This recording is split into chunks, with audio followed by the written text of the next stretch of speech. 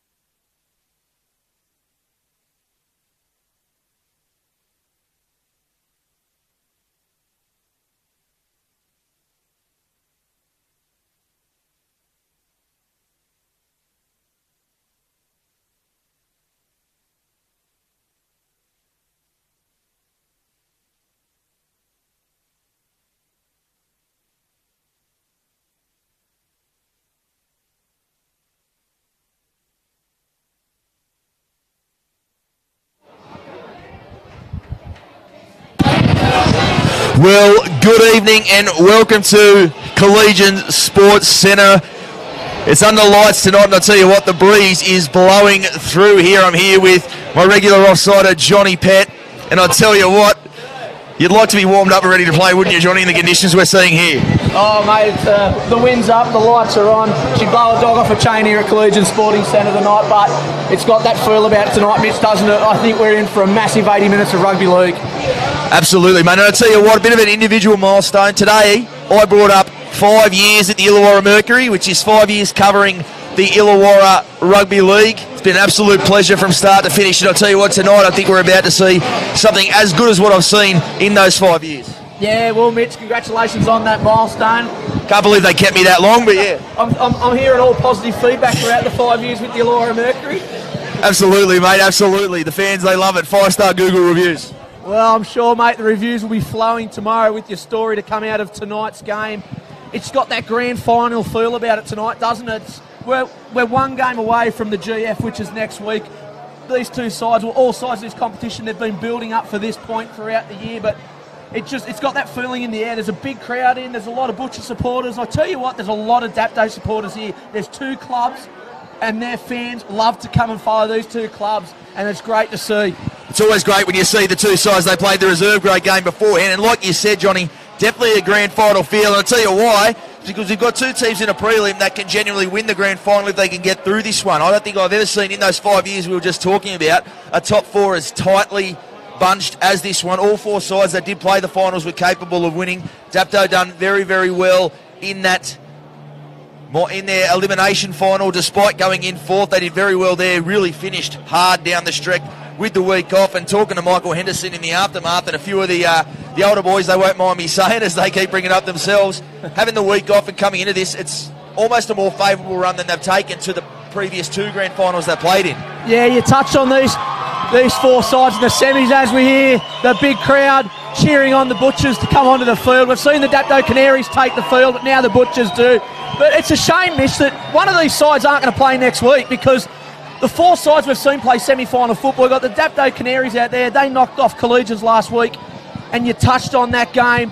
One guy that impressed me super against Collegians 2 weeks ago was Harry Syker. It was just outstanding. The rap on him coming into this competition was huge, and he stood up last week and said, I'm here and I'm finals material. He absolutely did. I tell you, when he broke a thumb earlier on, and if you count it up, you've got the guy like Jeff Robson playing on the other side. I think it's about 5 games all up. Those two have played together, but they've been consecutive and back-to-back coming into tonight. That, to me, is what makes them so formidable. And obviously, Thirroul, they have to bounce back from a game last week that was not at all what the scoreboard indicated. You called that one for Bar TV, Johnny. So they'll be keen to back bounce. And as we see the kick-off, it's that man, Harry Syker, getting us underway. And it'll be the veteran Aaron Beath bringing it back. And some good early first-up contact. Got to imagine these first 10 to 15 will be very intense. So Johnson now on to Ruskin. He takes it over the 20. Johnson again at dummy half. Walsh, he finds Gallagher over on that side, and he'll take it up over the 20. That's Tatawa over on that side, and I tell you what a big inclusion Callum Tatawa is over on that side. Has been a huge go-to man for the Butchers throughout this season. He missed last week, he wasn't there, his absence was telling. It'd be interesting to see how often they do go to him early on, as Walsh puts this one high, and early tester there for Harry Freeburn at the back. And he spilled that straight away, Harry Freeburn. It looks like he might have lost that in the lights, but it goes through the legs. And I tell you what, Johnny, perhaps not the last one we see go high. No, I think we'll see a few kicks from Walsh go high tonight and test the back 3, Freeburn, Bryant and Keogh. And there we go. I was about to say, if you want to talk about people that are rocks and diamonds on this side, it's the closest man to us, Nimi Keogh. I tell you what, he does some freakish things, scores some incredible tries, and then he makes the, a bit like Jason Nightingale when he retired the other week. He said, I made a career of making the easy look difficult and the difficult look easy. And that, to me, is Nimi Keogh in a nutshell. He just does some fantastic things, Nimi Keogh, throughout this season, particularly in season 2018. He scored some fantastic tries that we've seen through the Bar TV Sports highlights throughout the year, but as you touched on, Mitch, rocks or diamonds. And you touched on Callum Tatawa, a big in tonight for Jared Costello's Butchers. We see there Luke dodging a good shot there. That's McGregor over on this side. Got the 4 on his back, but you'd call him a footballer, Dylan McGregor. Forget the number he has on his back. He plays wherever you need him to. As we see Beath now, he's 20 in from touch on this left side. Robson making that tackle. Johnson onto Morris. Walsh, a flat runner. I'll tell you what, if he gave that to Gallagher, he crosses untouched. I don't know if he quite had that in his grasp there, Jacob Walsh. And Johnson goes straight over from dummy half, so it won't matter. And there you go, Johnny. Well, I got off half-cocked, and I was into Jake Walsh for bombing a try, which he did do in my defence, but Jolie Johnson, he gets on the back of the quick play the ball and goes straight over. Oh, look, Joel Johnson, I can't wrap this guy enough week in, week out. The best number 9 in the business in this Illawarra Hardware Man League. Close to the line, so dangerous. He just susses out a lazy marker or a lazy defender 9 times out of 10. Close to the line, he's going to go, he's going to score. And I tell you what, the Butchers look real good in that first set there, Mitch. Take back to last week's game against Western Suburbs. They done the bulk of the defence in the first 20 minutes of that game. They rarely got the hands onto the ball in that first stanza of last week's game. They've got the ball in hand early and they're looking good, and that's what they needed to get that confidence back, was to post first points today. Certainly did. They've done very well there, and I tell you what, we're already seeing an indication of, if there's one thing we know, the class that the Dapto Canaries do possess in their side, but this year there's been an Achilles heel, the errors and the propensity to make them in your own end. It's why they finished 4th and not in the top 2. It's what they fell out of that race for, just dropping the pill and having no respect for the footy for a large stretches of games. That has what's been their Achilles heel, and as we know, the players in this side they've had the class to get over it last week. Case in point, they really did go down the stretch and those big game guys came up. But I guess the side that's been as consistent as the rule have been all year, if you're going to make errors like that, they're going to punish you. Yeah, they definitely are. And you touched on it about those errors that Dapto have made throughout the year, and they've still been able to finish fourth and win a lot of games convincingly. It just shows the calibre and the quality of this Dapto Canaries outfit. They'll just brush that aside, that last try, and switch back on here. As we see Payne fielding this one, and he goes to Beath. Coming back off a hamstring injury, saw him here against Collegians a couple of weeks ago, and I say, how do you tear a hamstring when you've got such a short stride? I don't know, but he's done well, Beath. He's back, and he's there in another final series. I tell you what, by the time he's finished, you'll rack up points. As then took your veterans there. I tell you what, I think Joel Ruskin, he might have just milked one pretty well there. Yeah, I don't know if it was milking or Roscoe was just getting a bit lazy, getting up and trying to play the ball quickly. But those two veterans of the Butchers, the 8 and 10, they've just been good. As we see the quick one there from Walsh, he sold him the dummy on the touch final. He'll take it up towards halfway.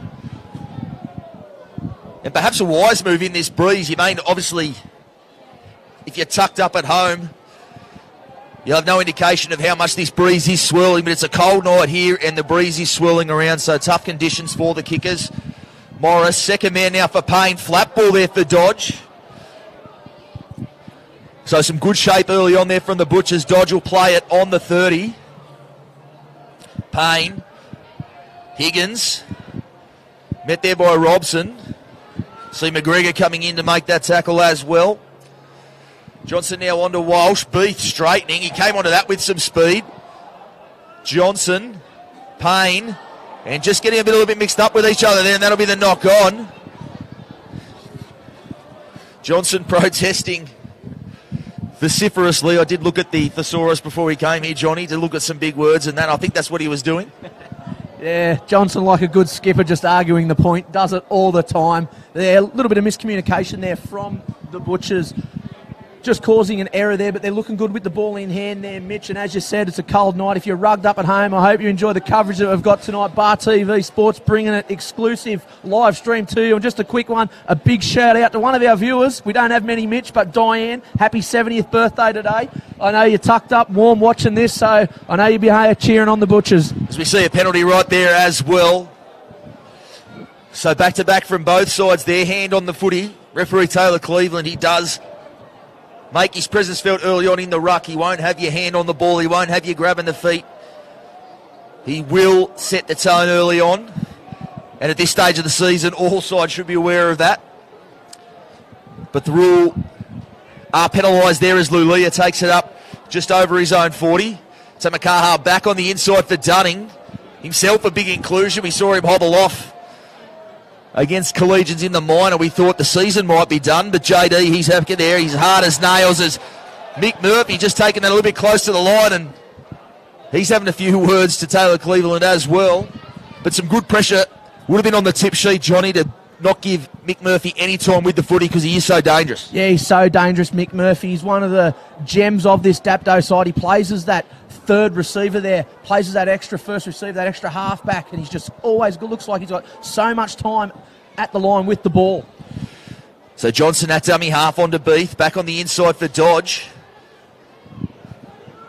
He's 25 metres out, Dodge. Johnson now onto Beath again, passing again, throw back to his days as a 5'8", Aaron Beath, flat ball there for Gallagher, but met well there by Lulia. Johnson again back in field to Ruskin. Ruskin finds his front. He's 10 metres out, dead in front of the post. They go right now. Walsh drops down on the toe. It's a good kick there. Sits up well, though, for Josh Bryant. And you talk about people that make the difficult look easy. Josh Bryant in that camp very much, Johnny. Yeah, definitely there, Mitch. And Josh Bryant, he had no right to get out of the in-goal line there. It was a good kick from Walsh. The chasers were steaming down on Bryant. But well read there by Josh Bryant, and he just can't emote him, Mitch. He's just got massive ability to just find open holes and go to the length of the field. And they were lucky to stop him there because he was gone. Yeah, indeed. He wasn't there in the elimination semi they got through, and he's back there tonight. And is that man Jamie Dunning up on the 40? Syker now inside the 40. That's a good kick too. He's going to test out to Tower going back for it. If I tell you what, if it finds touch, it'll be big. And to Tower, he's aware of it and bats that one back towards Higgins. So nicely done in the end But a good kick on the end of that set there from Syker, and Tamakaha making the tackle. And the Butchers now having to do it tough out of their own end. Some good first up contact there as well. The offload now for Payne. So he's just over his own 20. So an intense feeling out period early in this one. Crosland now off the wing. He's just over his own 20. Dodge. First man off the ruck. Good contact there too from the captain coach, Mick Henderson. But Johnson already sees one marker and goes. He'll be made to play it on halfway. Last tackle, they come left to Jack Payne. Kicks down towards Keogh. Freeborn fields that one. And Keogh bringing it back. Some good contact again. So early on, both sides, they're hitting and sticking. Reddy making his way back in field.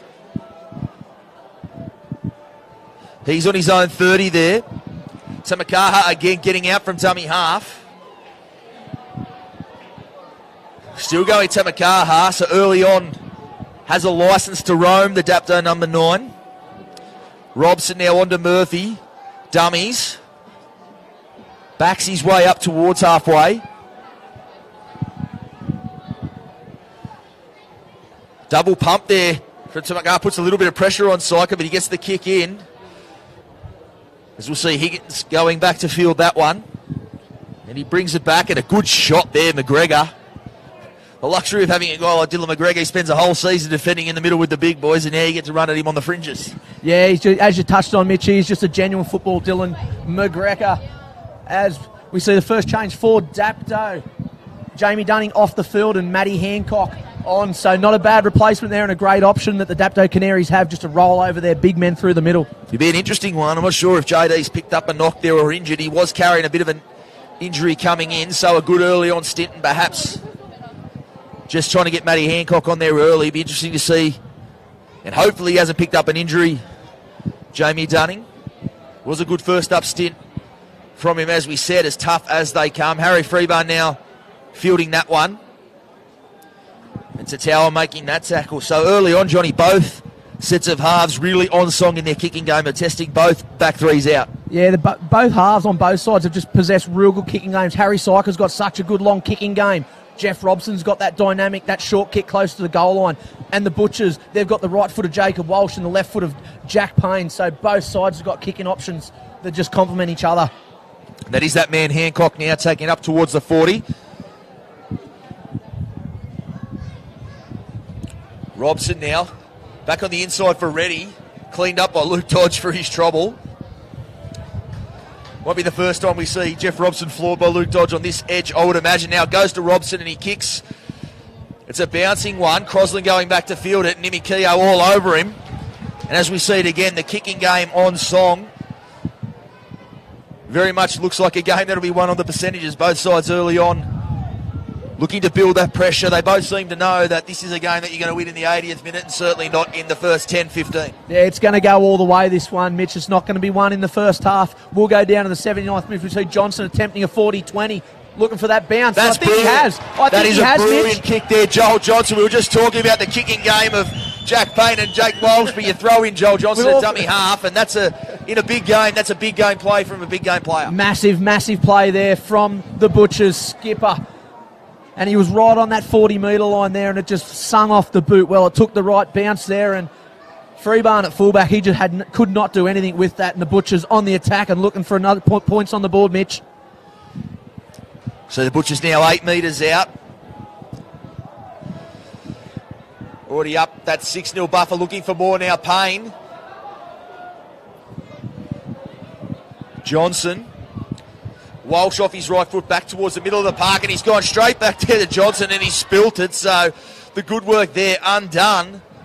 Not quite sure what Walsh was thinking there, Johnny. It doesn't look like it was something that was part of the captain's run on Thursday. No, it wasn't on the whiteboard in the shed, that's for sure. And that's the second time they've been down close to Dapto's line, where they've just got a little bit confused on this left-hand side. So it'll be something that they want to put a big cross next to, not to do it again on the next time they're down here in Dapto's area. But Dapto stand up again to the task defensively.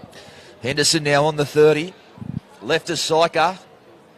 Syker finds Lulia. Back on the inside for the offload. No, he held on to that. Jeez, he sold me with that dummy. I thought Syker was away. Tamakaha away from dummy half.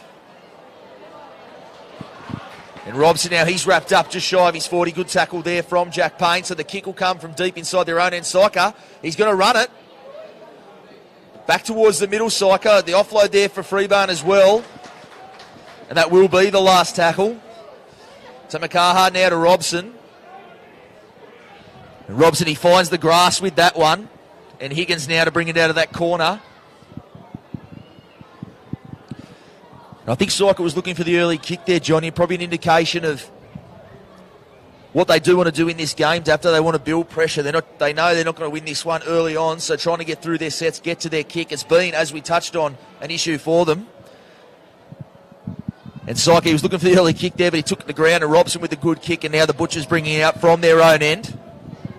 Yeah, well, if you've got a kicker like Syker, we've seen it earlier on, just inches away from a 40-20. He was looking to produce that again, but the defence come up on him. We witnessed the semi-final last year, Mitch, same two teams, and we noticed that day Max Bailey was actually honing in on Bo Henry. It looks like that Michael Morris has got the authority to go and put pressure on Jeff Robson's kicking game today. So keep an eye on that. We've seen Mick Morris twice now go up and try and shut down the kicking game of Jeff Robson.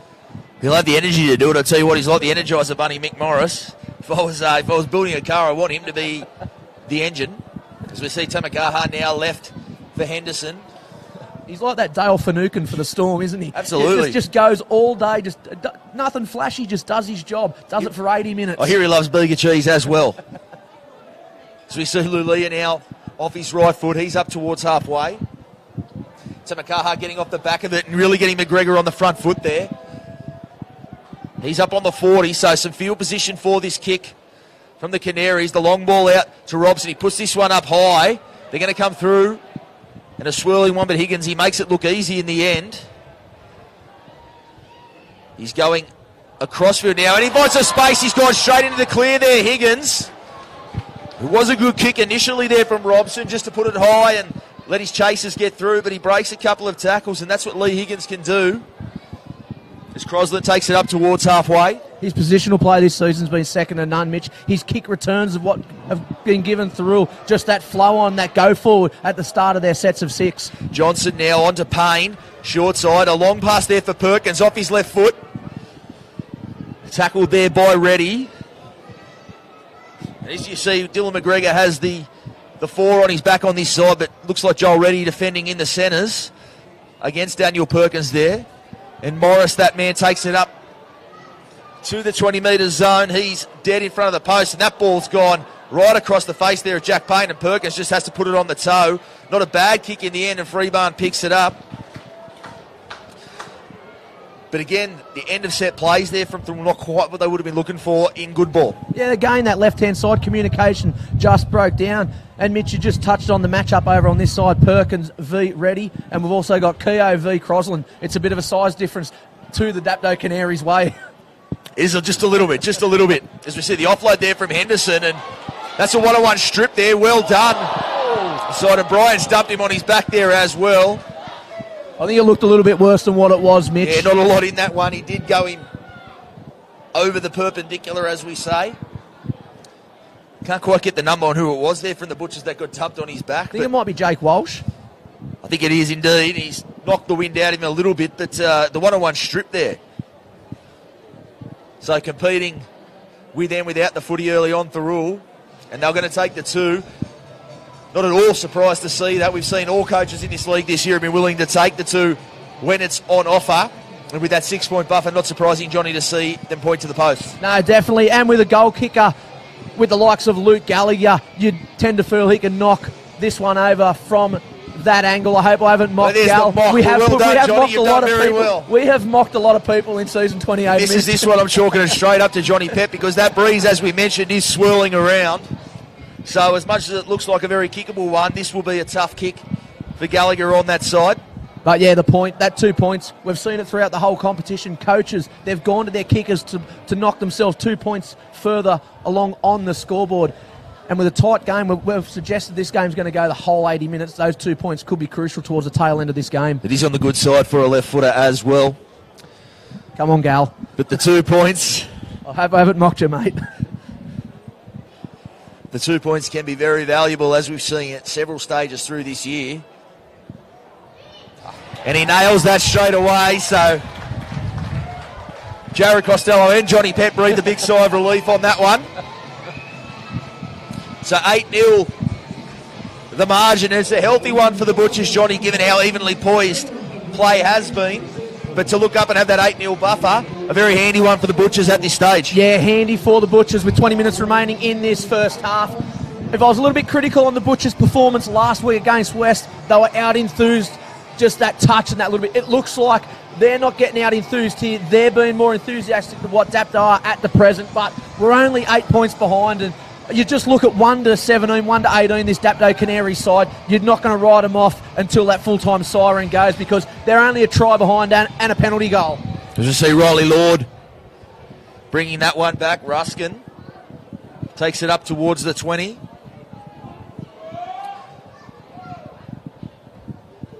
Walsh on to Gallagher now. He goes off his right foot. The one-on-one tackle there by Mick Murphy underneath, but Johnson on the back of it. Walsh up towards halfway.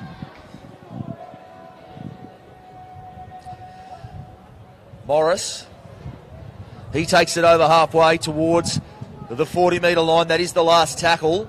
Kickers left and right. They go right to Walsh, and he's going to put this one high. That's a tester there for Freebarn, and he might just let that one go because it's huge off the boot, and it has bounced eventually over the dead ball line, and well judged there at the back by Freebarn. It was swirling around, but it looked too big off the boot from the moment it went into the air. It was huge. It was coming down with snow on it, that ball, but it got a bit of a bounce there. Looking at a fraction of a second, it was going to bounce back into play, but it's rolled over the dead ball line. So a 7-tackle set here for the Dapto Canaries, Mitch. And I'll just touch on number 9, Tyson Tamakaha. You touched on him earlier about that licence to just roam today. He's been so dangerous around the centre of the paddock for Dapto so far. He really does. He takes so much juice out of the defence. He's a converted back rower, so a back rower for most of his time, so no problem getting tackled, and he really throws that extra weight for a number 9 around.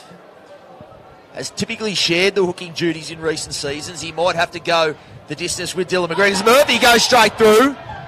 Gets the offload there to that man, McGregor. McGregor still going. There's a player down in back play for the Butchers.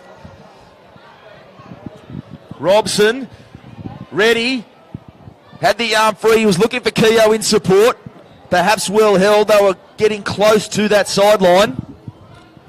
Robson on for Hancock. Hancock will settle near the post.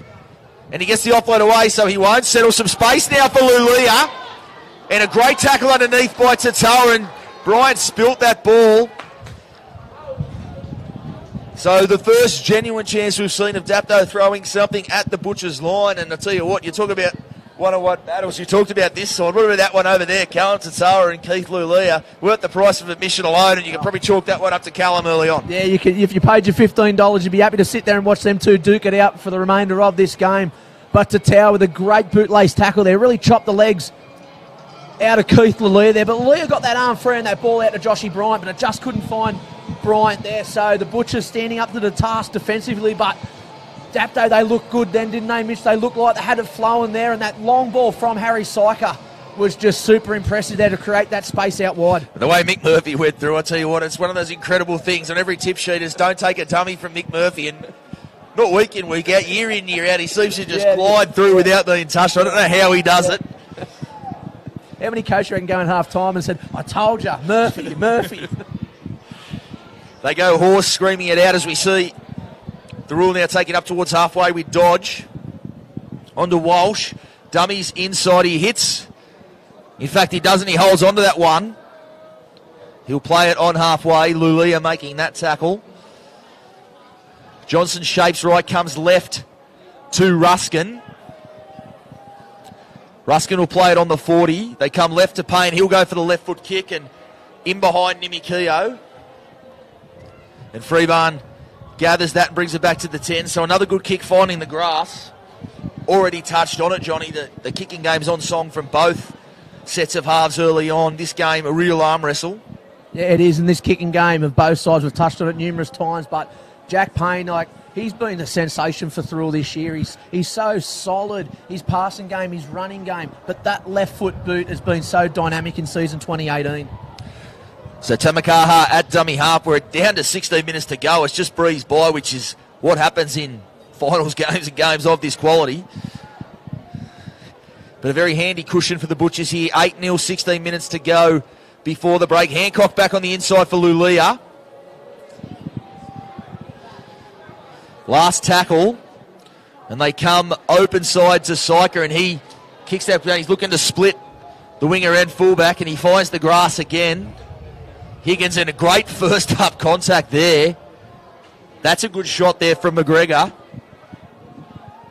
He's a slow learner, Lee Higgins. He's got at McGregor a couple of times, and he's been shortened up on all occasions. You reckon slow thinker or not too smart? He must owe Dylan McGregor some money, I'm thinking, but we see now Riley Lord taking it over the 40.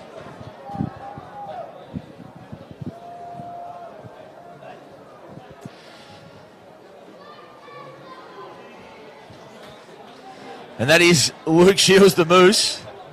Take it on. You can hear it. They're not boos, ladies and gentlemen. You can hear them on the screen. They're saying Moose. As we see the ball hit the deck, and it's a rare mistake. It's been pretty much mistake-free from both sides. Just the odd knock-on ball in play for a large stretch of this. And you've got to say both sides in pretty good nick because they're not feeling the pinch at all. They look very fresh and not fatigued at all with 15 minutes to go before half-time. No, the standard and the calibre of these players out there is second to none. It is the best competition of rugby league around. The Illawarra Hardware Man League. It attracts the top players. A lot of good local juniors push through this competition.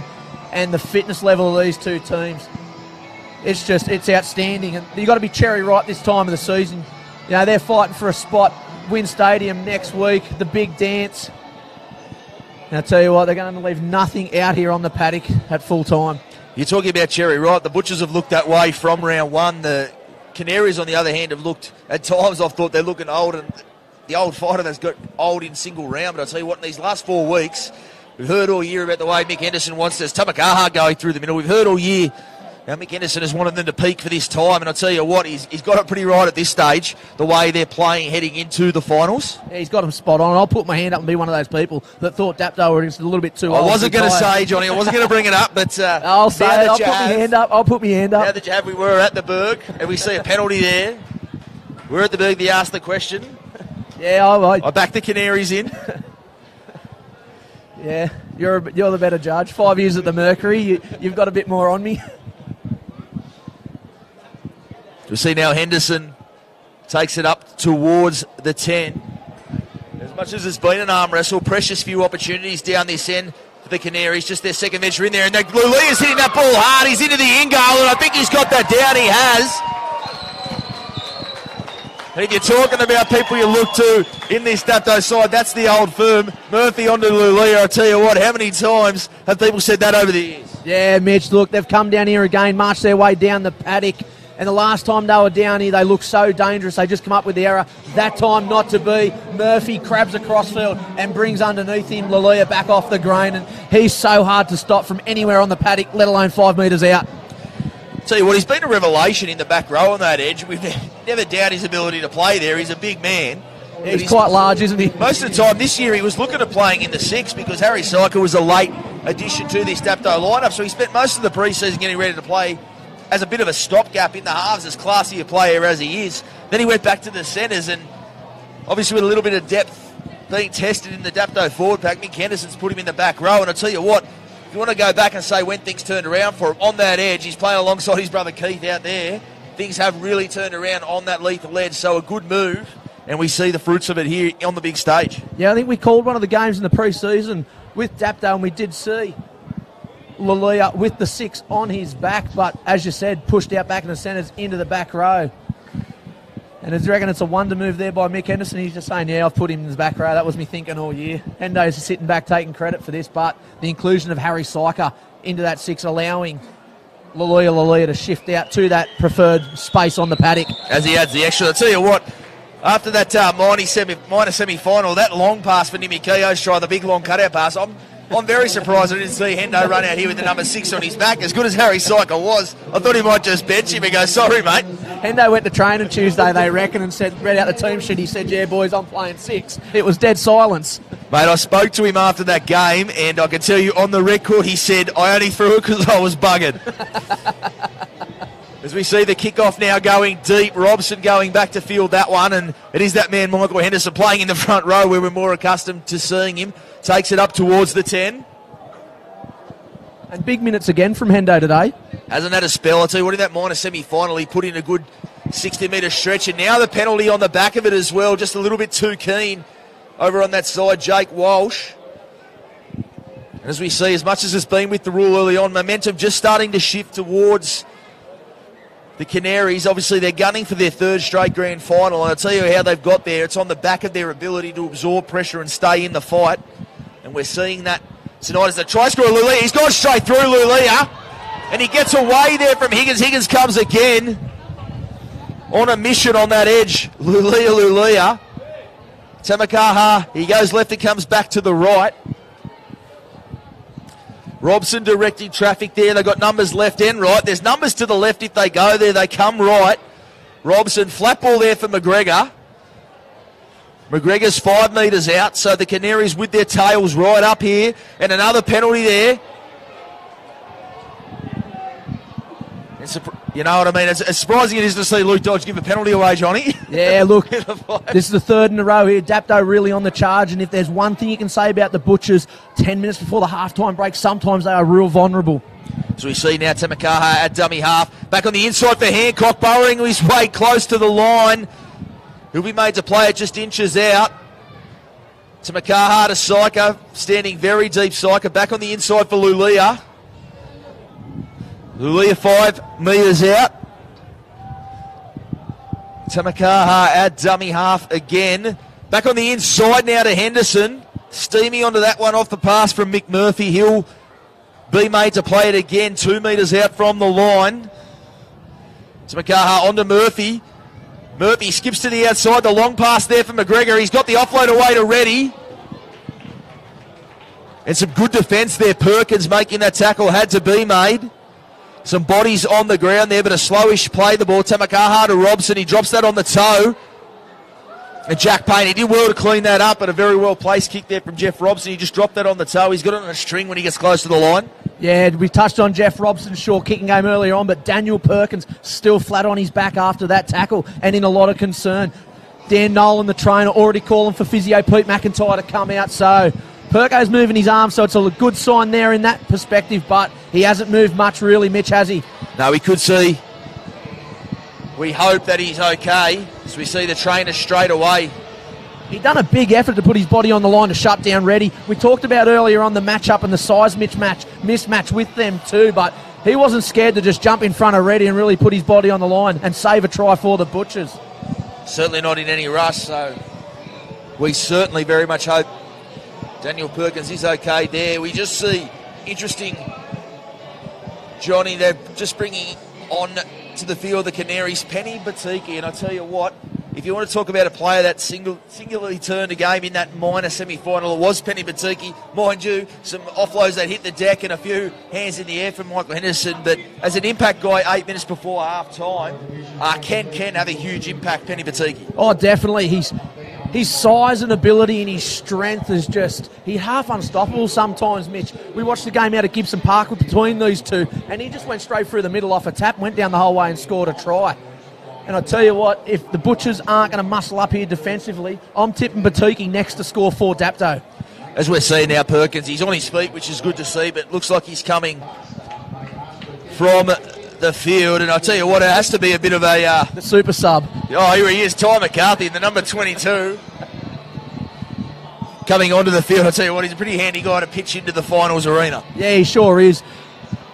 And I was talking to Jacko before the game today, and we're just talking about the lineup, and I was getting who was 18th man. Aaron Schopp was 18th man today for the Butchers. He played in the under-18s game earlier on, and he was just saying the versatility with Ty McCarthy and him being around the whole Butchers system for so long, it's so much experience and knowledge for him to bring him off the bench. Is that his Hancock bringing it back? But Batiki is on this edge, and I'll tell you what, it has to be a bit of a plan to put him at Jack Payne.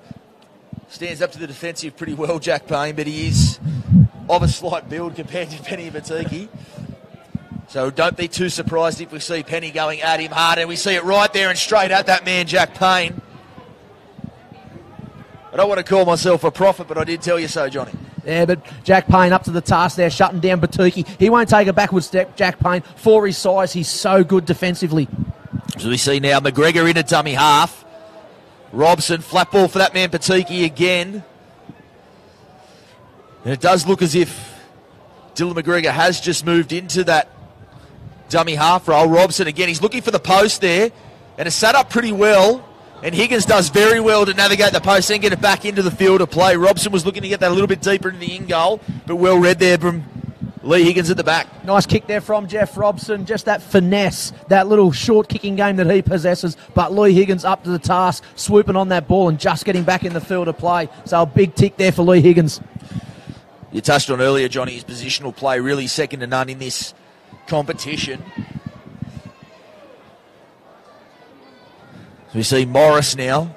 He takes it up over the 20, or rather the 30. If they come left now to Payne, he'll put that on the left boot. Freeburn coming forward to catch that one. And he'll bring it back towards the 40. So a good ball set to start with here for the Canaries. Good tackle there from Luke Shields. Nimi Keogh now takes it up over the 40. He'll be made to play it 5 metres short of halfway. And I tell you what, Walsh lucky not to be pinged there. Josh Bryant went straight past him at marker, but he gets away with one there, Walshy, as they go open side to Murphy. Back on the inside for Freeburn. He'll be made to play it just over the Butchers 40 as Syker now. Syker with the offload back on the inside. He has. That looked forward there, and I think that was forward there, but... Yeah. Really starting to ask some questions going back through the middle of that ruck, Johnny. Yeah, they are. They've done it a couple of times there. Just noted there that Jake Walsh limping quite bad there. Went to the ground moments ago and he's just down behind the scrum on his haunches, Mitch. And wouldn't that be a blow if Jake Walsh isn't 100% for the rest of this game? But he is tough as nails. I'm tipping him to shake that off, shrug it off and get back into action. And I tell you what, both of these teams starting to feel the pinch. Yeah, I know. It's been that type of game. I tell you what, you can't blame them. We're 5 minutes out from half time, and the quality of footy we've seen early on, you can touch on before kickoff, Johnny, how it's got a bit of a grand final feel about it, this game in the prelim. And talk to anybody. I remember speaking with Collegians coach Nathan Fiend, who obviously has won premierships at NRL level, and he will always tell you the prelim final is the hardest game to win in rugby league. They are tough. They are hard. There's so much on the line. There is no next week. But there is a next week to think about. It's a very, very tough battle to fight. So if you do win one of these and you give yourself a shot on the big day, you're doing very well. And this prelim certainly living up to that. Yeah, it's been a blockbuster so far. As we touched on, 5 minutes to go in the first half. The Butchers leading 8 points to 6 inside into Dapto's territory. And there's that veteran man, Aaron Booth, just going across, thinking he's back in the early days wearing the 6 on his jersey again. Payne puts this one high. It's a tester for Freeburn. He has to come forward to take it, but he makes it look very easy. He's got a habit of that, Harry Freeburn, at the back. Not a lot of him. He's of a slight build, but he just has that class about him, doesn't he, Johnny? For a young player, he just seems to get through his motions pretty easily. Yeah, he looks good. And, you know, you look at the Dapto Canaries reserve grade fullback, Troy Pooper. He's been a stalwart the last couple of years in this first grade side, and he was getting blooded through with Michael Henderson. And at the start of the season, he started there, so it just shows the talent that Harry Freeburn's got. Is that man Freeburn taking it up towards halfway? Hendo again playing 5'8", as we see Hancock now back. Some footwork there from Matty Hancock. Still going Hancock. That's a good run from the Canaries front row. You talk about stalwarts, he's certainly one of them. As Syker puts this one high, and this will be a tester on that side. He's going to let it bounce over there, and Higgins has bounced back towards the middle of the post, and it bounces favourably. I tell you what, do you want to let those sort of kicks from Harry Syker bounce, Johnny? I tell you what, I don't want to speak bad or put anyone down the field, but Tom Simpson's got that in his game a bit, Mitch. He sometimes doesn't like to go into the high ball. He takes that chance of letting it go down, and as it went to there and hit the deck, I had one eye on Tommy Simpson, one eye on Jarrett Costello, and there was another rolled-up program hitting to the turf of the Collegiate Sporting Complex. That could have gone anywhere, that bounce. Luckily, Lee Higgins come up with it. We see now Beath taking it towards the 30.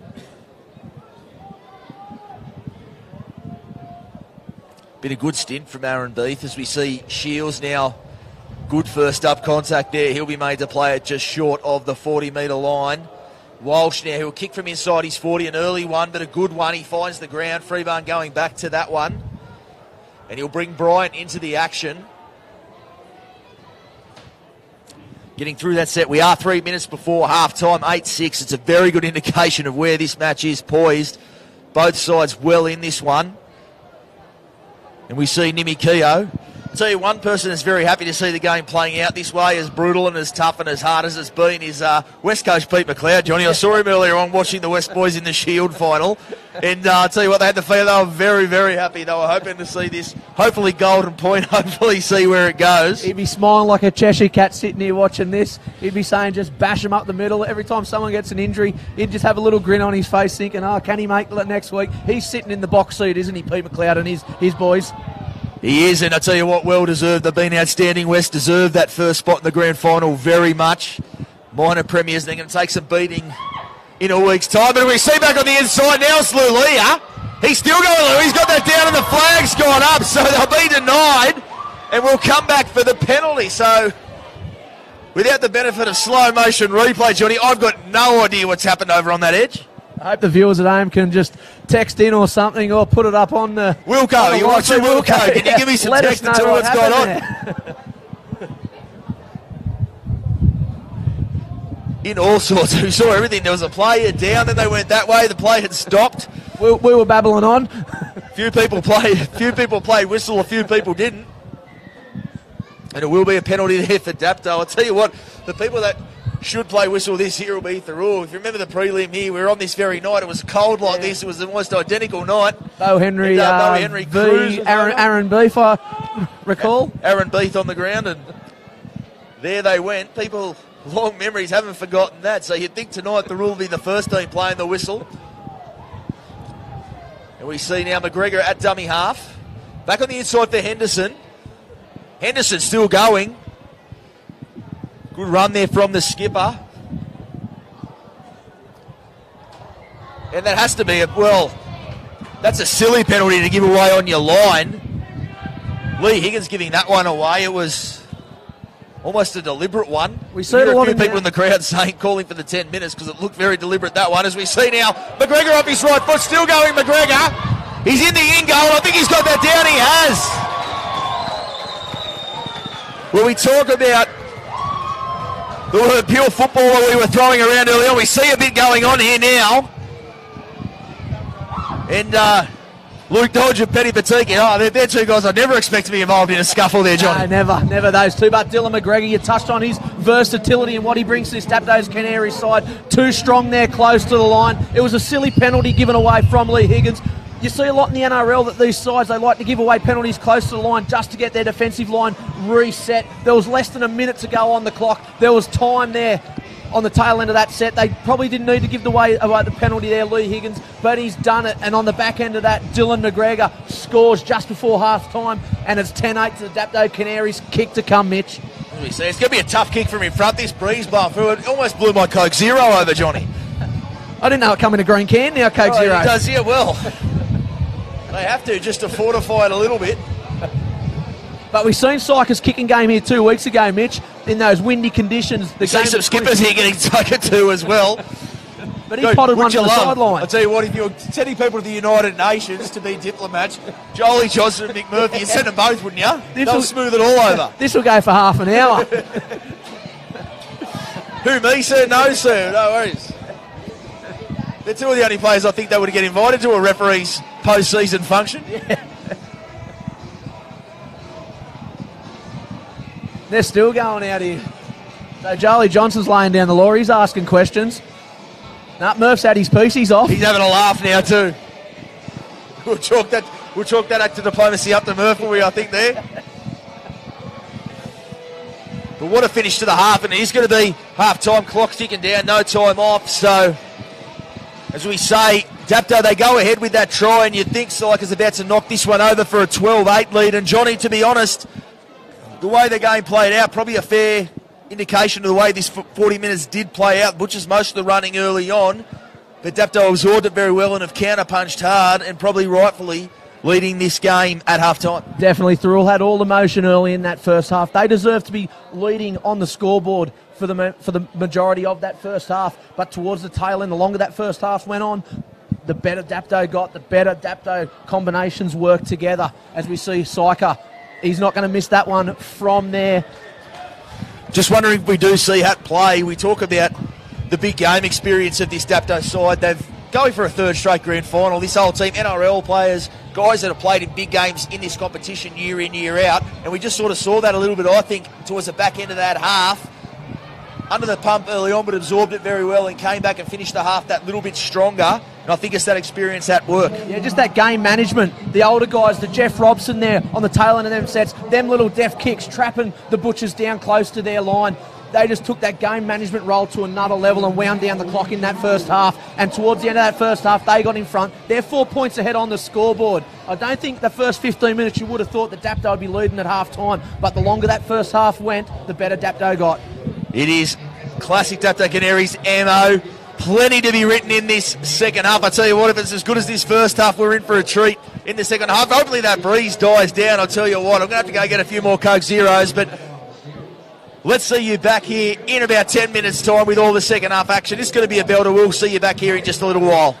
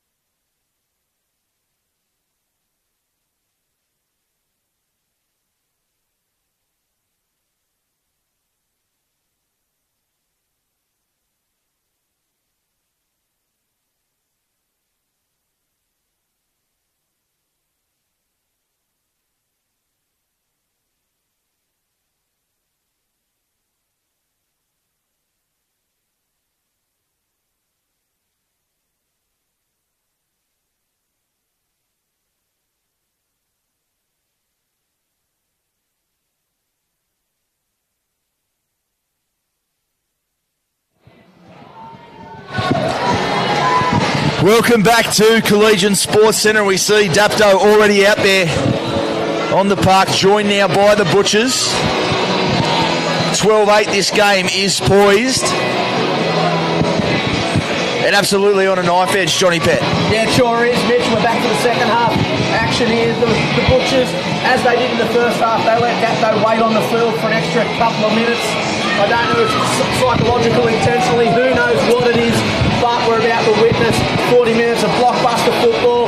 We will find out in 40 minutes' time who plays Western Suburbs next week in the big dance. Games in the balance, Mitch. It's going to be a perler. As Gallagher gets us back underway, Robson coming forward to take that one, and he'll pass that one off to Nimi Keogh, and he takes it up towards the 20. Penny Batiki, he takes it over the 30. Now Henderson. So some physical carries early on from Dapto. They've certainly come out of this half with their tails up. McGregor, who's moved into that hooker role, comes out of dummy half. He finds Murphy up to halfway. Now Syker, he'll put the kick down. He'll find the grass too. So as far as... And Higgins just watches that one. So as far as the set goes coming out of half-time, that's the near-perfect one, Johnny. Yeah, Mickey Mouse there from the Dapto Canaries, and a perfect kick there from Harry Syker. Just notice Mick Henderson's starting the second half, so he hasn't had a spell yet, Mitch, and Jamie Dunning, we haven't seen him return to the field. So not sure if that's an injury or Hendo's just saving him for the last bit of this match, but Hendo, big minutes again from the front rower, so he's really having a captain coach's knock, isn't he? Mate, he's hard as nails. He played the year they won the Cop in 2016. He played with no rib cartilage. It was just rib on rib. Last year he played the grand final with a torn calf muscle and still found a way to get through 80 minutes on that day. He is as hard as nails. Old boots are terrified of Mick Henderson, I'll tell you that. It's good when you're chatting with Endo. He hasn't got his teeth in. He has a good laugh there. Male model with him in though, I've got to tell you. As we see now, Morris taking it up over the 40. He's just shy of halfway. Beef now. Good metres there from the veteran. Isn't it great to see, Johnny, at finals time? All these guys that have played all these final matches and big games up, they all stand up. They just know how to get up for the occasion, don't they? Well, it was only a couple of weeks ago Beefy turned 40.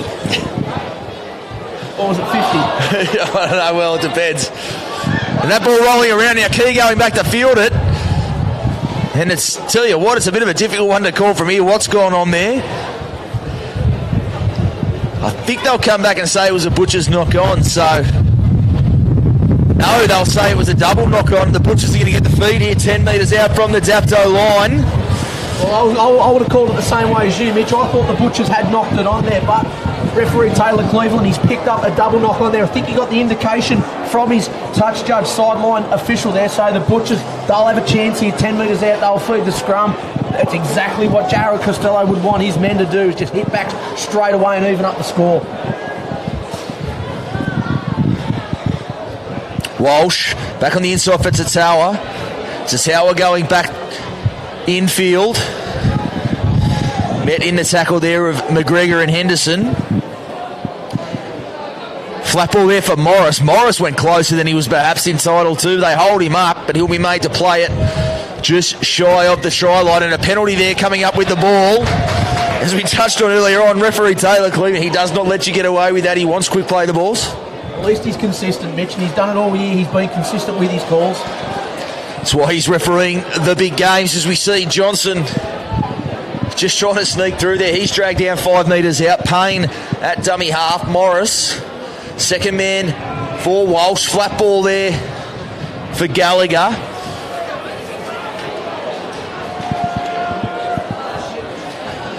Walsh, flat ball again for Morris. Morris is 5 metres out. Flat ball there for Ruskin, I think it is.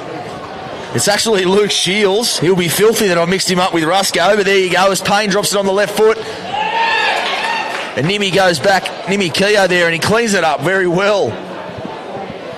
in the end, it was a tough kick to collect, and he made it look easy in the end. Yeah, well, that was the diamond play from Nimi Keogh there. Picked that one up beautifully, and he's touched on Luke Shields. He will be filthy. He didn't cross the line. Still on the nudie run for 2018. Let me tell you that one. Oh, geez, let's hope he gets across the line for God's sake. Well, myself living near Gibson Park, I tell you what, I'd only go outside and see the Moose doing the naked run down the field tomorrow or next week. Definitely like Luli. I think even the Canaries might just let him get across if they have this one in the bag later on, as we see McGregor now from dummy half back on the inside now for Hancock. Hancock still going. He's just short of halfway.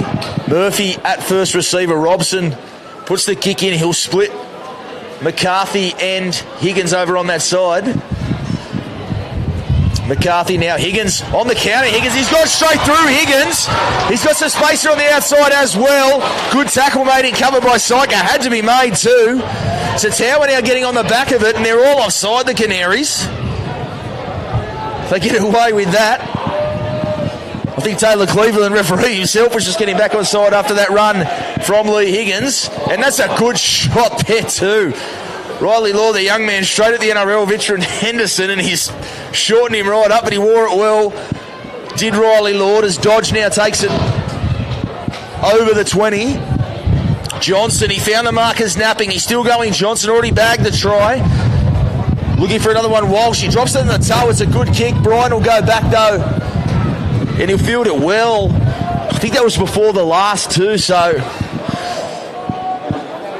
a high percentage play ordinarily, but couldn't quite get it in the in goal. But you think with this stage, with 34 minutes to go, Jared Costello won't be too annoyed with that one, Johnny? No, he'd like to have been the kick a little bit deeper there from Walsh and gone into the in goal line. But good pressure there applied from the Butchers there on that attacking raid, and what a shot it was front on there from the veteran, the ex-NRL star Mick Henderson. He's just said to the young bloke, welcome to grade football here, mate. You want to be back to pulling beers behind the Steelers Club bar very quickly. It's where I'd rather be. Leave me out of that collision.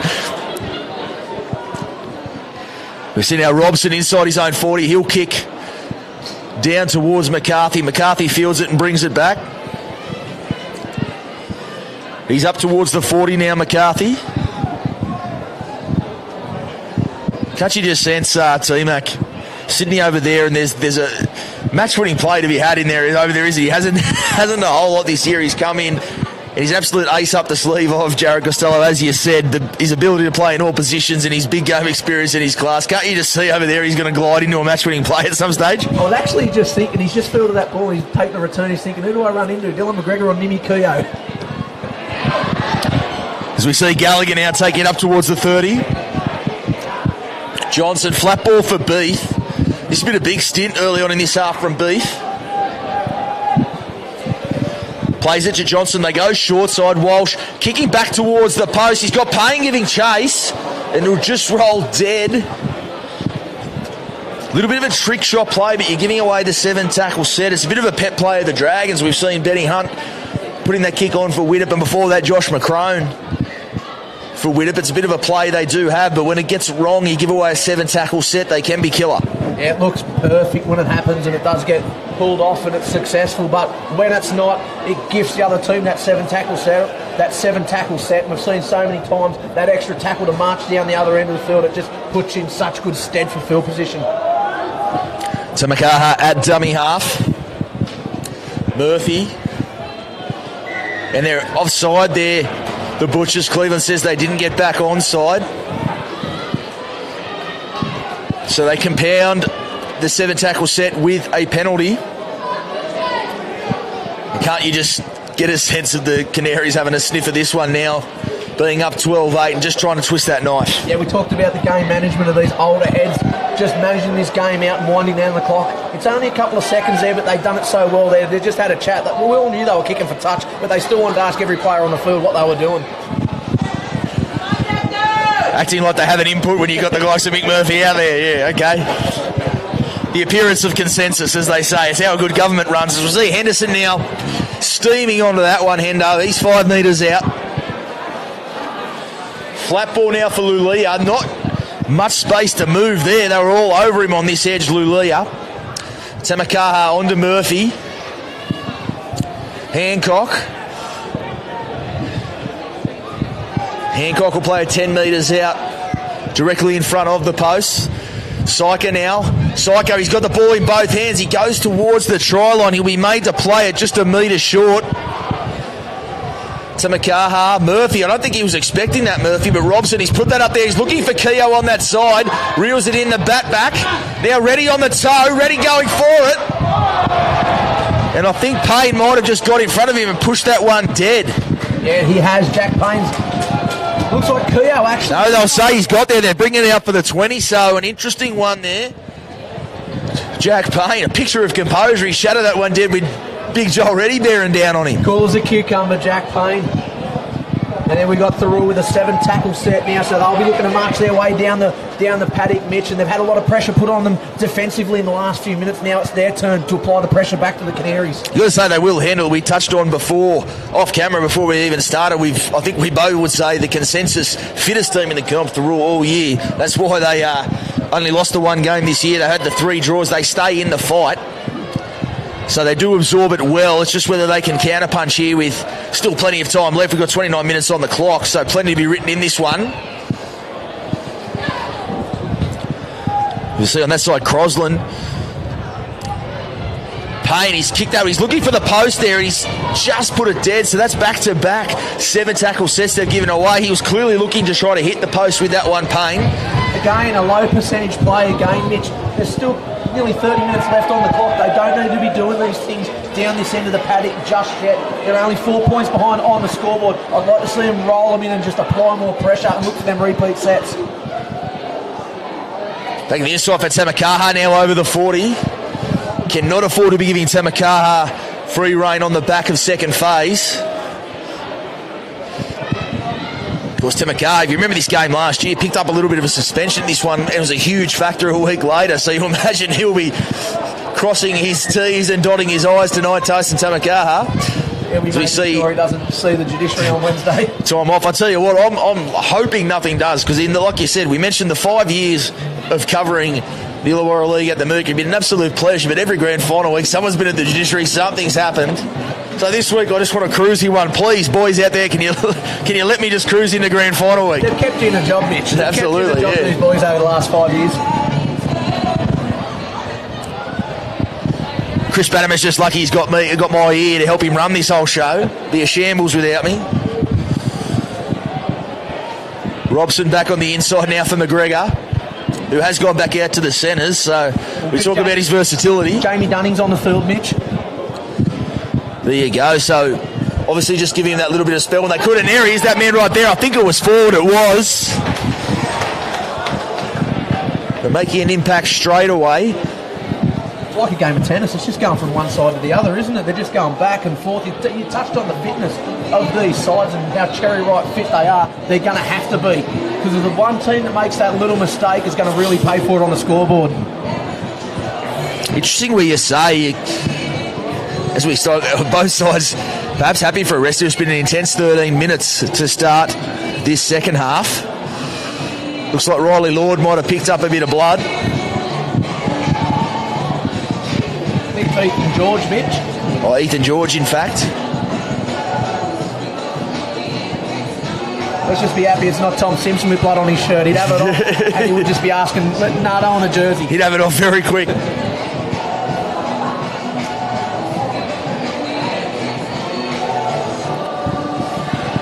But, yeah, the match, very interesting where we are, boys. 12-8 to Dapto. Thirroul, the 1 try. Dapto, the 2. Still so much to be written in this one, but I'll tell you what, it is one of those games, Johnny. We go down the stretch, and if you look at this Dapto side, as we said, the big game experience in them, you know who you're looking to get them home here. When it comes to the Butchers, you look across at them and talent all across the roster, but who's the alpha dog? Who's the guy that grabs it by the throat and gets them home? Yeah, look, Joel Johnson's probably the one we go to. Yep. He's the linchpin for this side. Their halves have been so good this year in Jack Payne and Jake Walsh. They've been class all season. But for that one person to really stand up, you've got to go to Joel Johnson. As you said, you look at that Dapto list, it's just form all over the paddock. Indeed it is, to Tower.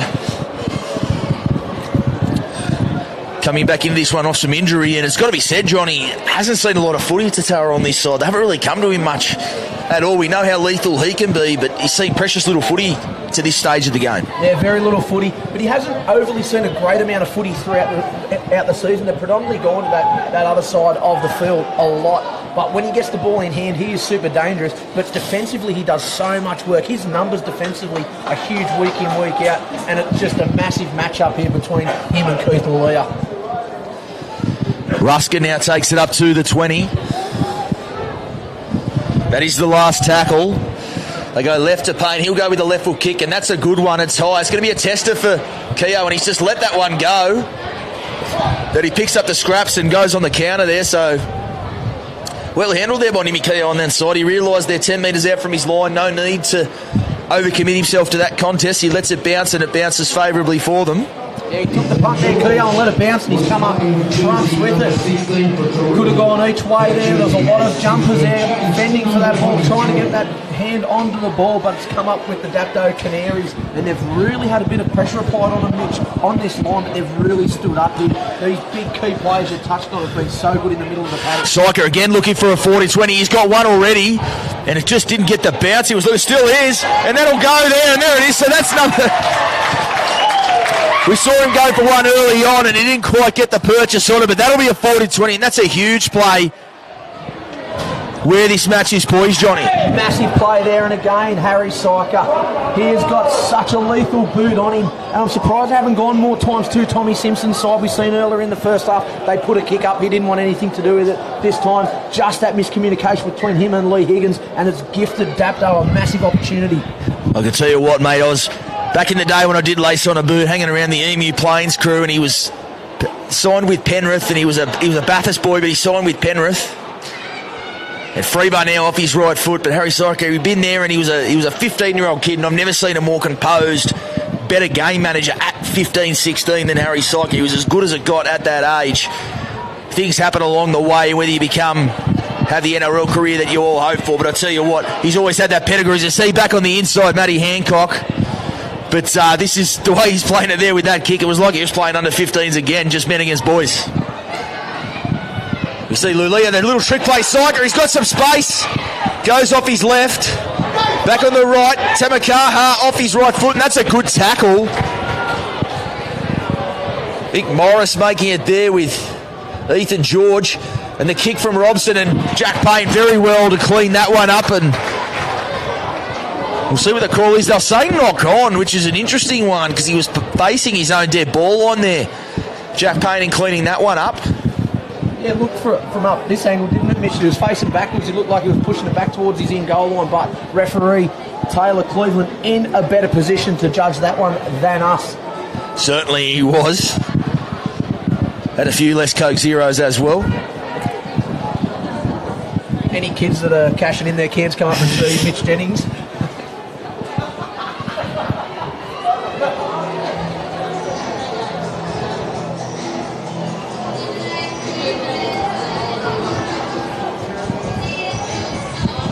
So Dapto on the attack, they go short side. Tamakaha, geez, they created some space there. Nimmy Keogh's blowing up the Lux. And now they've thrown it out the back. Well, that's an awful play there. I think it was Joel Reddy on that side. And for a guy of his experience, you don't want to put the boot in too much, but that's an awful play. They had gone there, they'd bombed it. Nimmy Keogh was going to stroll over untouched. They don't get him the pass, and then they throw it into touch. That's an absolute coach killer. Michael Henderson, if he wasn't already out there blowing hard, if there was a program, he's down there with the vest on, and I'll tell you what, if he had a program in his hand, it'd be 6 feet under at the moment, wouldn't it? I'd say a mouth guard in his ear. He probably doesn't wear one of those either. But yeah, just Keogh, he had no one on him there, and it was like that he heard the late call. Reddy had heard the late call and decided after the tackle was complete to throw the ball out and try and get it to him, but it sailed over the sideline. The Butchers sigh of relief through their camp. Tower takes it over the 20. Gallagher off his right foot. It's a nice footwork there from Gallagher. Takes it up towards the 40. Plays it to Johnson. On to Ruskin.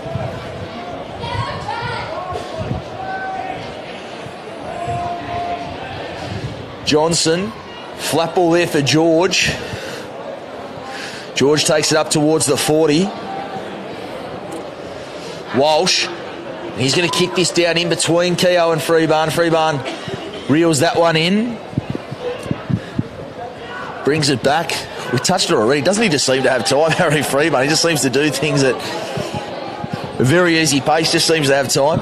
He does a lot of stuff off the ball. You watch him off the ball, Mitch. He's always up in the middle of the ruck, up the bum of his front rowers, looking for that offload from his forwards. He's sniffing around the ruck all game. That's what I really like about his football. Reddy now takes it up towards the 20. Lulia in from dummy half. And as much as we said, Tower hasn't seen much footy, neither has Big Keith Lulia on this side, to be honest. It's been very much a middle-of-the-park type game. They haven't really given either men on either edges a lot of footy, so it's something for Dapto to think about as well to get Big Keith involved. Robson now puts the kick in. He's looking for touch, I think, with that one, and he finds it. And Ty McCarthy lets that one run. McCarthy didn't want to borrow that one. It was a low worm burner there from Jeff Robson. It's got to be a smart play again. 21 minutes to go, so still plenty in it, but no need, with that 4-point buffer, no need to reinvent the wheel here. They're just going to try to grind you into the dust, Dapto, and this is, as we keep touching on, we're like a broken record, the big game experience of this side really coming to the fore here, and Thirroul got to look to someone to counterpunch here. They're in the fight, they're in the arm wrestle, but looks like they're just staying in at this point. They need someone to sort of start or spark something with a little bit of impetus to get momentum back their way. They need a Lee Higgins or someone like that to do what he does best and just go like a knife through hot butter, just straight through the defensive line. This might help Mitch, a penalty out of their own area. Indeed, it will help. Tommy Simpson making up for amends there, earning his side a penalty.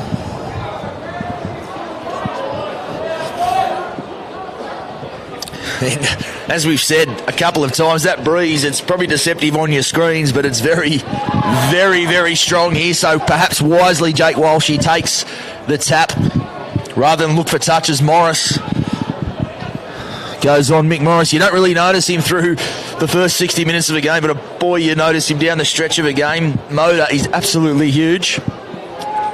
So I expect him to have more and more of an impression as this one goes on. Ruskin, second man now for Walsh. Walsh, he wants a man back on the inside. He's found Payne some space. He'll play it. He's 30 metres out. Walsh back to the blind side for Payne again. Some space on that side. McCarthy back infield. He'll play it 20 metres out. Johnson. Walsh. Early ball for Tower. And I think Big Keith Lulia might have collected him high there. And they'll say no. Referee Taylor Cleveland saying it was around the shoulder. And in Keith Lulia's defence, he is 7'12". Yeah, definitely there. And it was right in front of the touch judge there. The sideline official was only 5 metres away from that. It looked like it was a little bit high, but Mitch, as you said, Lulia, you know, he could be playing in the NBA. He's that tall. Wasn't it good to see? I tell you what, we just touched on the lack of footy Callum Tatau has seen. Just some play to him early, give him some space to move. It did look dangerous there for that moment there off his right foot. Perhaps it's somewhere they should probably look to go in this last 19 minutes. Yeah, I think Walsh might, instead of going for the kick next time again down this end, he'll look for Tatau again. He looked just dynamic then with the ball in hand. He got off that right foot really well and created a bit of trouble there for the Canaries defence. Unluckily, not resulting in some points. And jeez, I tell you what, they've come in off Reece Bowditch. He just come on the field. He hadn't touched the footy yet, and he's been levelled on the ball there. Luke Dodgers cleaned him up on suspicion. He'll say, "Who, me, sir?" He'll be blowing up to Lux. Is it Ethan George? And perhaps it was. I think it was. Well, if it wasn't, Luke Dodger's doing a very good job. He's giving himself up in the background. But Reece Bowditch, he's just come on the park. He hadn't even touched the footy yet, and he's been smashed. It was Dodge. Ethan George has stayed at marker there, and Dodgy thought, I'm out of here. Do you reckon if the referee does call him out for a chat, Dodgy might just say, no, it was Ethan George, you reckon?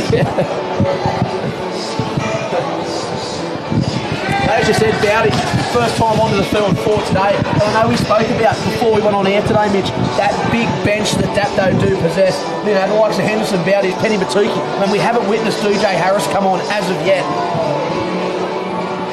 It is usually where you say, it's a tough penalty to give because you hit a bloke on suspicion, you have to. You can't just let him stroll through a hole on a tip-on. So it's one of the ones you sort of have to do it, and at the same time, the referees, they're over a barrel as well. They have to just give it. They have to award it. They have to award that sort of penalty. So they're one of those 50-50 ones you hope don't occur too often. As we see Lulia, good first-up contact there. Jake Walsh down low. Ruskin also involved in that one.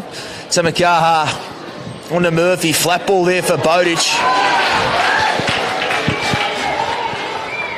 He'll play it in front of the post. Murphy now back on the inside for Freeburn. Freeburn, he was looking for support. He's found it there, but Freeburn might have got hit, and they'll say no obstruction is the call. And they say he went back through the middle, and it is a bit of a pet player there. It's Tatawa. He taps it and goes straight through the middle, and now it's the Butchers with their tails up. Johnson, they're all offside there.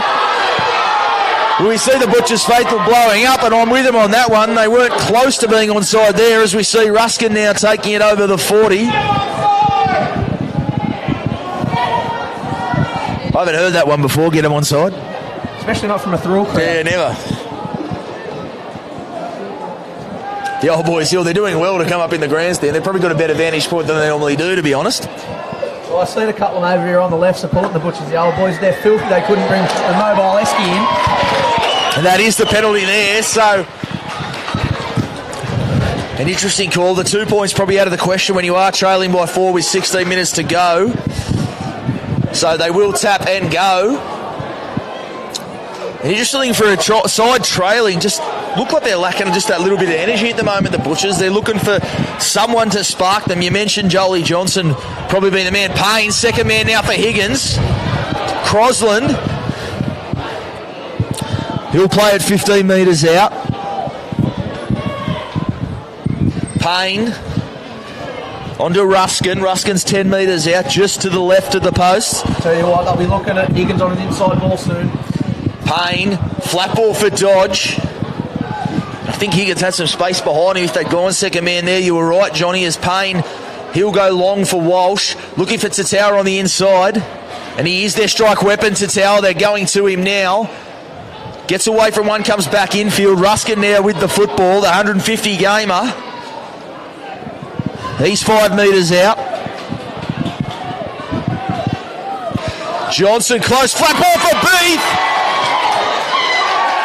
And I thought Beath had scored certainly there. It was a beautiful ball from Johnson. He hit the flat man. We thought just to play before Payne, maybe should have played out the back to Higgins, but the flat ball was certainly on there, and Aaron Beath, he went mighty close. Must have been a blade of grass in it there. To scoring the go-ahead there, but some great defence on their line there from the Canaries. So close there, Aaron Booth, but a big tick to the Dapto's Canaries defence. It was a pearler of a ball from Johnson. Hit Beath flat, but the Canaries defence up to the challenge. And the Butchers, they just can't seem to, as you touched on, Mitch, they just need that one player to stand up. They've had their chances down here, and they're going to get another one. Oh, Dapto just want to keep defending, Mitch. They want to defend it all out of this game. There's the error, and we said it way back at the very start of the call. If there's been an Achilles heel for them this year, Dapto, with all the class they have in the side and the ability they have in the side, their ability this year to make mistakes in their own half has absolutely come back to haunt them in a couple of games. And they, against Collegians a couple of weeks ago, probably still occurred. They made some errors, but Collegians, their bad habits of giving away penalties and a few things, that's the way it went down the stretch. But in a game against a side that's been as consistent as Thirroul have been this year and so adept at being in that arm wrestle in that contest, it will come back to hurt you if you keep making them. Definitely, they love the arm wrestle Thirroul. I tend to get the feeling now, Mitch, they've had so many chances down here that they really need to score in this next set of 6. Probably just for their mindset for the rest of the game. Indeed, a score or a repeat set. Flat ball there for Dodge. Don't need to score off every play, but at least getting close or perhaps putting it in the in goal is what they want to do at the end of this set. Morris will... That wasn't the play Walsh was after. Bit of miscommunication there from the Butchers. Second man for Walsh now.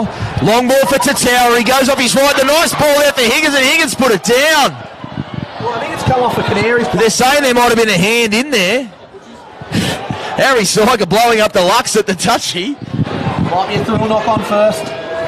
They're going to say it's a knock on. I'm thinking a Dapto knock on first. And No, it is. There you go. So they'll say it took a deflection. Harry Syker still over here pleading his case. I tell you what, Mitch, they keep coming down this right-hand side. They haven't had any success here. I think they need the Butchers. They need to go over to the left, look for Jack Payne to really put something through the hands there and pick up Higgins out the back. They're just having no luck down this right-hand side. Thirroul looks dangerous with the ball, but he's finding it hard to get past Keith Laluya. It's one of those things as well on that side. Hayden Crosland, he's such a very good utility back, but Daniel Perkins has come off that field with that injury early on, so they're sort of on the run and making adjustments on the run on that side. But I agree with you, Jack Payne. To be honest, I'd like to see Jack Payne tuck the ball under and take it on. He has only been tackled a couple of times. We know how good he is off the boot and off the pass, but if he just tucks that under and takes the line on, he could be the man to break this one open. It's a feature of Jack Payne's game when he goes to the line. Back on the inside now there for Higgins. Higgins will play it. He's 9 metres out. Dapto numbering up well at this point. Ruskin now. Ruskin still going towards the try line. Johnson. Back on the inside there for Beath. Well, Beath has been in the in-goal twice now, but he'll be held up again.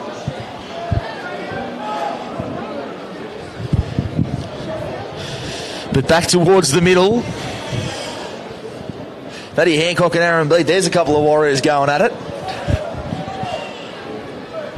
As they go with Walsh, and he's going back towards the middle. Higgins. Don't know if that was the play against the set defensive line there. It's back through the middle, has been on. And that's a beautiful ball. He held it up beautifully. Morris has gone over, and I think he's got that down. I tell you what, wasn't that a ball from Joel Johnson, that man you spoke about, and the other man we spoke about, Mick Morris. I said as the game goes on, he'll make an impact, and Joey Johnson, he just held that ball back perfectly. He done it last week, Mitch. The last try against Western Suburbs here last week, it was the exact same play. It was that play. Joel Johnson held the ball up. Mick Morris come through and put the ball down. It's a carbon copy of last week's last try, but this one was more important. This one could send him to the GF, Mitch. It's huge. We've got 11 minutes to go. And Lukey Gow, I'll tell you what, isn't this the kick you dream about? It's on the right side for a left footer. I'm staying silent. And Hendo, I think Hendo thinks there might have been an obstruction there. He's got up there to plead his case. He's looking for Murph to give him a hand. He did stroll across there in the end, Mick Morris. The defence came there, but he got it down very well, the lock forward for the Butchers. And again, the plot thickens in this one. You knew we were going to be here with 10 minutes to go. The scores are level. You knew this is where we were going to be, didn't you, Johnny? You just knew. We sure did. You knew it all week. You could have scripted this last week that this was going to happen. But at 12-all kick to come here, no matter if Lukey Gow kicks this or not, Dapto are going to play this through. We're going to play this right down to the last minute. They're both sides of quality players. I'll tell you what, Chaco's going to give me a caning for this, but I'm backing him in from here. I'll tell you what. No comment. By his standards, it's very kickable. Lukey Gow on the breeze has just died down for just a moment as he subs this one up. I'm going to back him in. There you go. Don't the Butchers' faith will go off. I tell you what, it is absolutely split here on supporters. We got all the Butchers supporters to the left, the Canary supporters to the right. The Canary supporters were behind where Lukey Gow just took that kick, and it was loud to our right, it was dead silent to the left, but both supporting crowds here have just really gone wild, Mitch. With a few of the Butchers boys last night, I'll tell you what, now after that, I didn't put the mock on him, so the tequila shots are on you boys. I'll tell you what, this time, next time I'm with the Ryans, I'll bring my own lemons. As we see now, McCarthy taking it up towards the 30. So now boy, there you go, that's a huge kick. We talked about game management from the Dapto Canaries and winding down the clock. Now the Butchers got, boys, they've got the chance to wind down this clock, Mitch, and really, they've got it. They've got one hand on the GF next week now. Johnson, he's got the one marker and he's... Oh, wow, and that's a shot there from Hancock, I tell you. That's got to hurt. That's got to sting on a goo. Where you from? As we see Walsh putting this one high. It's a tester for Freeman coming forward, and he takes it out. Again, makes it look easy at the back. He's very casual, but he just makes it look very easy, Freeman. But all of a sudden it's Dapto with it all to do now. 8 minutes rather, to go in this one. Oh, it's going to come down to the wire, Mitch. It's going to be the slowest 8 minutes of Jared Costello's life here, and probably Mick Henderson's as well. Two very adept and well-experienced coaches and players of that mind. They know pressure football, but it's going to be a long time. One team's going to bow out here, one's going through to the big dance next week. But do you think Jacko envies Hendo a little bit? Because Jacko just to sit there and scrunch his program. At least Hendo's out there. He can be out there and try to change a few things. Oh, look, Jacko was a good player back in his day. I'm sure he'd love to be out there in this situation right now. Patiki puts that on the toe, and I'm not sure that was the last tackle or the play they were looking for, as we see McCarthy now. Oh, wow. Oh, well, there you go. He spent the whole game on the left wing. He comes all the way to this side, and Keith Lulia says, welcome, mate. And he's just given Keith Lulia on the back saying, yeah, you got me. Oh, we got him big. We'll chalk that one up to Big Keithy on this side as Gallagher takes it over towards halfway. He wore it well, T-Mackey's back towards his edge over there, as we see now Ruskin. He's now on the Canaries 40. Walsh, flat ball for Gallagher. He's got the offload there for Thirroul, some space for Thirroul. He goes back in field, and he didn't give the ball. Jake Walsh was already contemplating his post-try celebration there, and he hasn't given him the ball, but they go back for Johnson, and Johnson's over the line, and he spilt it as he got there. But Thirroul, wouldn't he like that moment over again? He had players inside him begging for that ball, but he opted to take it himself, backed his own ability, got shut down there. Will that come back to haunt him? Well, it's hard to see. From our angle, who knows? They might have just been a little bit in front of him. It might have been well held in the end. If Jolie Johnson gets across the line, we say he's a genius. So it's one of those things in these finals games. They come down to single moments and single plays. But didn't they create some space there? Well, Jake Walsh on this side. But it's interesting to see, Johnny. We were just questioning who's going to step up for the Butchers. All of a sudden, they've got 2 and 3 guys willing to do it. Yeah, they've got a couple here. They've got wind in the sail now, the Butchers, but so do the Canaries. There's Murphy on the counter-attack here. 6 minutes to go. Belter of a match is going right down to the wire. Batiki, he's looking for the offload there. He holds on to it. It is the last tackle. Syker's going to put this one high. Bit of a kick and hope. Higgins, it's a tough one to take. I tell you what, he ends up taking it pretty well in the end. And now he's on the counter, Lee Higgins. And Syker has absolutely smashed him. And, oh, geez, I tell you what, a few boys blowing up the Lux, but Johnny, call me old school. That to me just looked like a good shot. Solid. Very solid. It just looked like a good hit to me. I don't want to go too hard on anything, but I tell you what, Syker, he put the kick up, he came through and put the shot on. He didn't tuck his arm.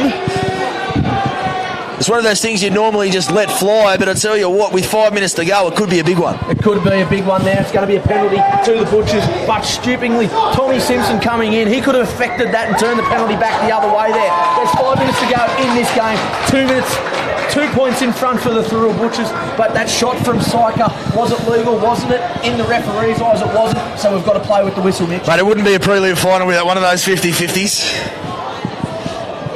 Rugby league, who needs theatre? I'll tell you what, who needs Shakespeare? That's a shot there from Syker again. Can't he put one on? Oh, mate, he can for a little bloke. He's got a big punch in him, as we see now. Morris takes it up towards the 40. Johnson, second man now for Payne. Just how quickly things change. All of a sudden it's the Butchers that just need to get through their sets here. Don't need to reinvent the wheel, as we say. There's a flat ball there for Dodge on that side. Johnson, he goes blindside again. Back on the inside for Higgins. They're starting to use that move a bit more now, aren't they, the Butchers? Trying to find out those tired forwards around the ruck. Been very clever. They've gone wide for most of the game now, starting to test them back through the middle, and it's working. As we see now, dropping on the toe there, Johnson, and Nimikia comes away with it. And I think they're going to say it's a Dapto knock on here. I think might get a Butchers knock on first 2 minutes. I'm not quite sure. Now the arm will go out to the Butchers. They'll say it's a Dapto knock on. It was a Jolie Johnson, I think he was a bit surprised to be caught on the blind side with the footy, but he's dropped it on the toe. Well, I had a look at Matty Hancock there, and he was having a word with the referee, saying, yes, it's our ball, it's our ball. He was nodding his head. So Matty Hancock sold me the dummy on that one.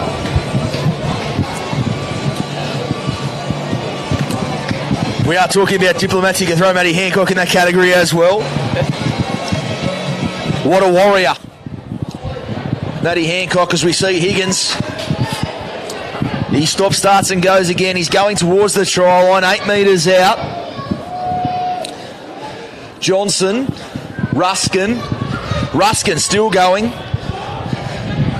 He's directly in front of the left upright. Johnson, he dummies, he's gone over Joel Johnson, and that'll just about seal it. There it is.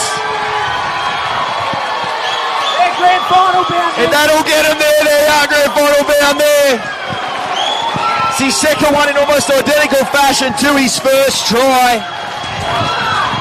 He's a hometown favourite, Joel Johnson, one of the Thirroul Butchers' best, and that's what he does best, close to the line. The skipper, he's got his side into the big dance against Western Suburbs next week. Well, you called it, Johnny. We asked you before who's the one that's going to get him home, and it's been Jolie Johnson down the stretch. Just running out of dummy half, set up a few things. You said got the back on the front foot. Boys, you're going to bring that tequila to the Ryan's Hotel. I told you I was bringing the lemons, mate. I told you I was bringing the lemons. But there it is, and that'll just about do it from in front. 8 points with 2.5 minutes to go. And that is just a big play and a big game from a big game player. Yeah, massive. We spoke about who was going to stand up and really grab this game by the hands and really stand up and take control. We touched on Joel Johnson from the Butchers. He's done that. He put Nick Morris over only moments ago with that double pump and that short ball, and he's gone himself in close range. And now looking like a gift, 2 points for Lukey Gallagher to extend the Butchers' lead out to 8 points. A big kick this one, Mitch. I know it's from in front. I know it's an easy kick, but this will put him over a converted try in front. And it's got to be understated, as important as the number 9 position is. When a game's close and going down the stretch, it's a very hard position to dictate a game from. Usually your game breakers are your outside men, your halves, your fullback. It's very hard to dictate what goes on and make the big plays for a number 9. But Jolie Johnson, he's found a way to do it this afternoon. Dapto not done with yet. They're coming back for a quick kick-off, and you imagine this will be a short one. It'll be a short and high one here. Harry Syker. I'd be kicking straight towards Nimi Keogh. His aerial ability is well known. And he's rushed back, Harry Syker, to put this one on the tee. And he's going to go short. It's going to go the 10-2, so they're giving themselves every hope here, the Canaries. And that will go dead. Interesting to see what the call is there, whether it got a touch or not. Looks like it got touched by the... So it will be the Canaries' ball. So they're giving themselves every chance down the stretch. 1:40 on the clock. They're going to need to score within 1 or 2 plays here. 90 seconds left to play here. You think it's just about all she wrote. Although, if you look down at the bench there and look at Jared Costello, he doesn't look like a man that's going to the grand final just yet. No, he wants to play out this full 80 minutes. Anything can happen in rugby league. Murphy. Flat ball there for Batiki. Bumps away from McCarthy. And now Nimi Keogh, and a great tackle over there from Crosland. Comes across and makes the last-ditch effort there. And now it looks like Reddy's going to try to barge his way over from dummy half.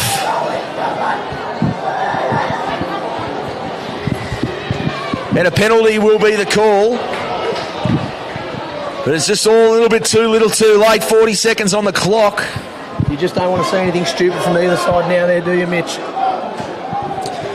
Certainly not. I'll tell you what, this Canary side, we're watching him go down the stretch, and I talked about those 5 years. 3 of them now have been watching this Canary side, and it's been an absolute pleasure to watch them go about their business. The likes of Lulia, the likes of Mick Murphy, who I still say is the best pure footballer, or in that conversation at any level I've ever seen play anywhere. As Keogh, just their last chance, goes down the ditch. So that'll be just about it. The Butchers are going to a grand final. We see the Canaries boys, they're laid out on the ground. They spent every bit of energy they did have. But that is the siren. 20-12 is the score. The Butchers are going to the grand final. It's the one we probably all predicted, Johnny. West versus Thirroul. As we touched on before, West Coast Pete McLeod has to be thrilled to see that one go down to the wire. There was no easy going in that one. No, it wasn't easy, was it, Mitch? And the best two teams, well, probably the best two teams, the teams that finished 1 and 2 in the competition ladder, they'll go through to the big dance next week. And you've got to feel for this Dapto side. So many great players you touched on the last 3 years. They've been the top notch of this competition. A couple of older guys here, will they retire? But it's been a pleasure to call some of these guys, the likes of Mick Murphy, Mick Henderson. You touched on Mick Murphy being a pure footballer. He has been so good for the Illawarra competition and for the Dapto Canaries over the last few years. If it is the last time we see some of those boys go around, it's been an absolute pleasure, and they spent everything they had left in the tank as well. But in the end, Thirroul too good. They were there. There was only 4 and against separating the Butchers and the Devils at the end of the regular season. I imagine it's going to be that close when we see them in a week's time, Johnny. I tell you what, I cannot wait for that one. You'll be there next to me as we do this one. I'm looking forward to it. Grand final day. You walk into Wynn Stadium, even if you're not playing, the hairs stand up on the back of your neck. You watch the younger grades, the 18s reserve grade. They play simply the best. You got that feel for the day, and we'll be there sideline just watching the two teams just go hammer and tongs. And I'm going to make an early prediction. It's going down to the wire. We're going to see. I'm going extra time, Mitch. Good call. Good call. Well, let's just hope they bring a few more of these Coke Zeros there, because we're going to need to go through a few more, because we're going to go to extra time. But what an absolute belter of a game. Fantastic. Everyone that came out here tonight, no one leaves shortchanged. Rugby league in the Illawarra, as strong as it gets. We saw that in the match we've just witnessed. It is Thirroul going to the grand final to Wheat West. Thank you very much, wherever you've been joining us. Tune in a week's time, because we're about to see an absolute belter of a grand final. But tonight, thank you, Johnny. Thank you all for joining us. We'll see you out there next week at Wynn Stadium for the grand final. Thank you for joining us. We'll see you then.